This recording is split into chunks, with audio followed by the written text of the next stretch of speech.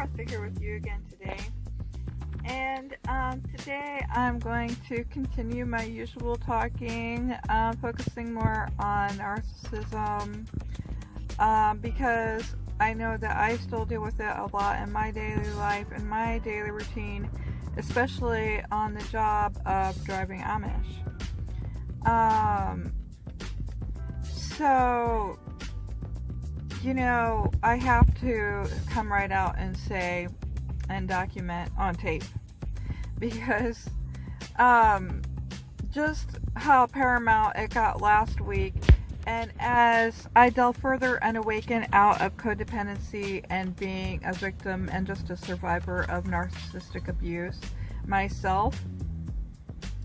that it touches all parts of my life as well. What's really amazing is that at first, when we are victims or survivors, we're still living in a place where we are not completely awakened,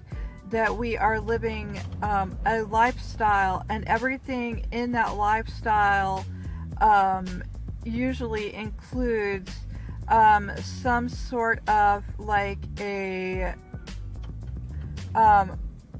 narcissistic type of a job, narcissistic, maybe not narcissistic, but maybe on a more toxic thing, where just, you know, you run into it in every part of your life, with your friends, your relationships, your coworkers, your boss, you know, just whatever. Maybe if you're just running into it for the first time ever, and you're meeting up with somebody that's like that, and like a huge bully, and no matter how hard you fight it, there's really no winning, and you just feel like stuck in a frump, like, what in the world do I do about this? And nobody really has a lot of good advice about it, because it's really kind of, you know, newly being talked about, as the awareness of toxic and dysfunctional and narcissistic abuse becomes paramount to the public, and starts really getting into the psychological books of the future and things like that, where we all start having a better understanding of those relationships, and also relationships with ourselves, where our true healing can begin, where we can quest onward towards our real dreams of whatever we want, and being able to attain them at a much happier level, you know, not down here at the stuck level all the time, where life sucks and you don't know what to do about it, that helpless kind of a state, you know. So you know, just giving out information here, and also a little bit along with my own story about my own recovery and process of awakening, and you know, moving on and letting go of the lifestyle. I'm just going to say it's a lifestyle, because when you're in a certain type of lifestyle where you are stuck, and there's not really a whole lot of growth going on, or higher level of development on any level, physically, mentally, or emotionally, or spiritually, that's not really a healthy place to be. And a lot of us feel comfortable with that. We feel like, okay, well, this is really all that life is about, and we just got to live through it, and this is just the hand that we're given, and, you know, we'll just continue to fight out there day to day, and struggle and keep alive, and that's all that there is to do, and that's all we have to do. You know, but the amazing thing is that when we find ourselves in these super low points in our lives, where we do have these relationships where all of a sudden they drain our financial accounts, all of a sudden they have custody of the children, and they've sabotaged you in court and lied about all these things about you, and all of a sudden life just becomes more of a nightmare, and it's like the floor is ripped from under you. Maybe you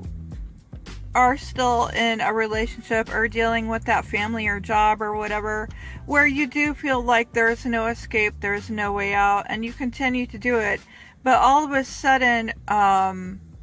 you wonder why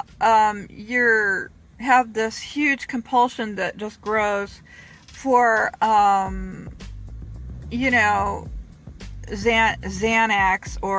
or drugs. You start hitting up a drug that you've never used before, just to get out of the funk, just to get any kind of a good feeling going through your body. Just maybe going out on the weekends and drinking more than just a couple of drinks, and it becomes like a regular routine every weekend. Maybe even through the week,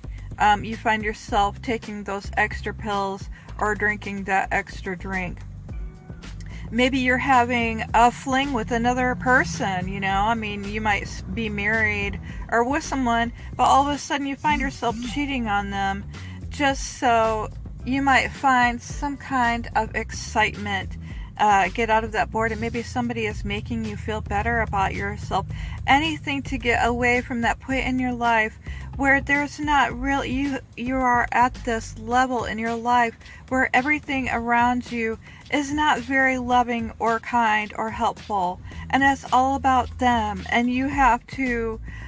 work extra harder until you're just exhausted running after these people's needs and demands,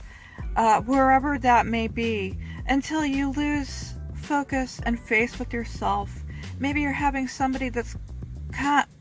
constantly putting you down, and like they're no longer giving you comments anymore, and you're really not sure if you're even the person that you used to be, and you forget that you might have been a happy person once, or maybe you're still trying to find that happy person, and that's okay. That's what I'm doing out here, and a lot of us are. I haven't had a friend in many years, just like a girlfriend. My girlfriends went on their own separate ways, and some of them good, some of them bad. A lot of them I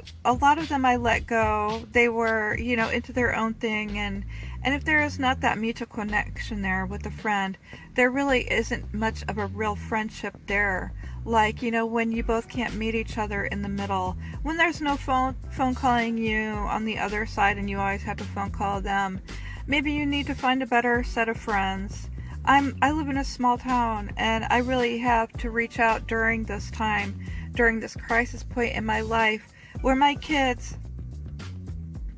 did get taken from me, and I got into that addiction, trying to find any kind of connection with myself, even if it was false, and to find some level of hope, of good feeling to get me by. But it just doesn't last. It doesn't last forever, and we still can just keep coming back to, we can try to escape these people,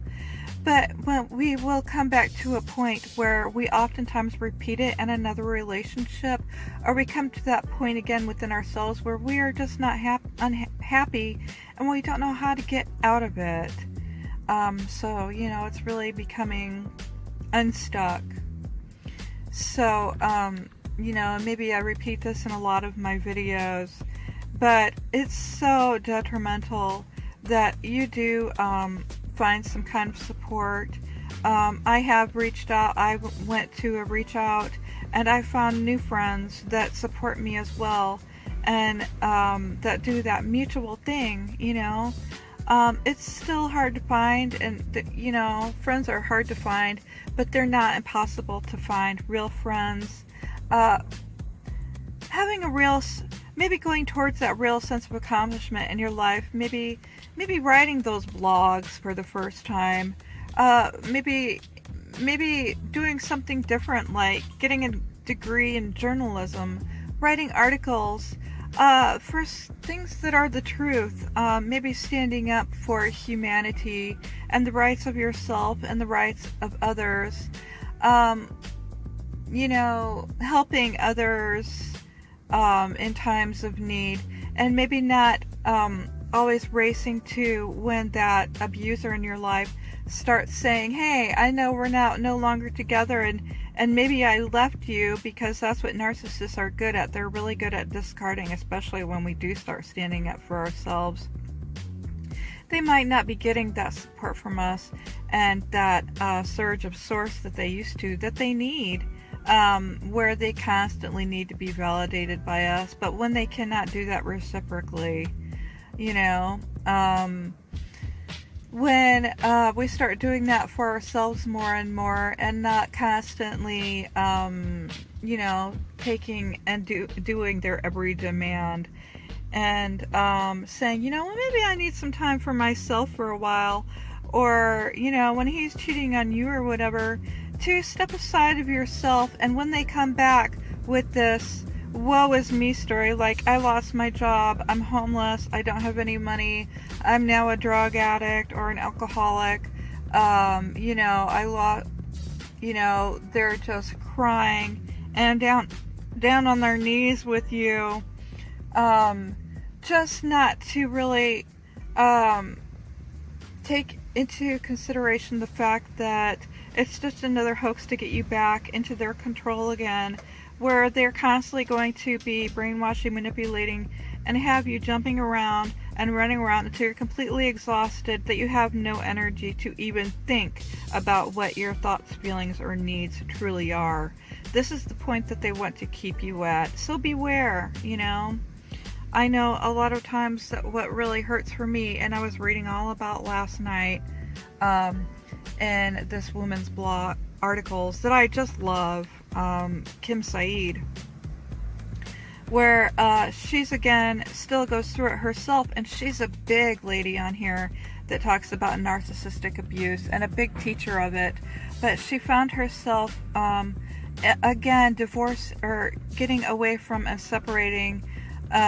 divorcing again in her own relationship, where she still weren't getting those needs met, and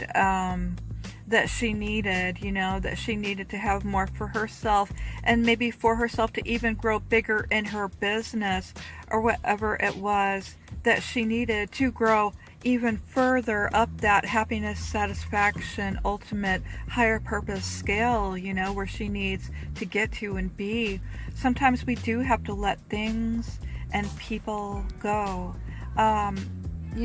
even ones that we truly love. It might come to that point where, it's okay if you do have to if you want to end that relationship with that person, even if it's been a lifetime of spending it with them. It's okay to walk away from things in our lives that no longer are serving us. And we just have to remember that, and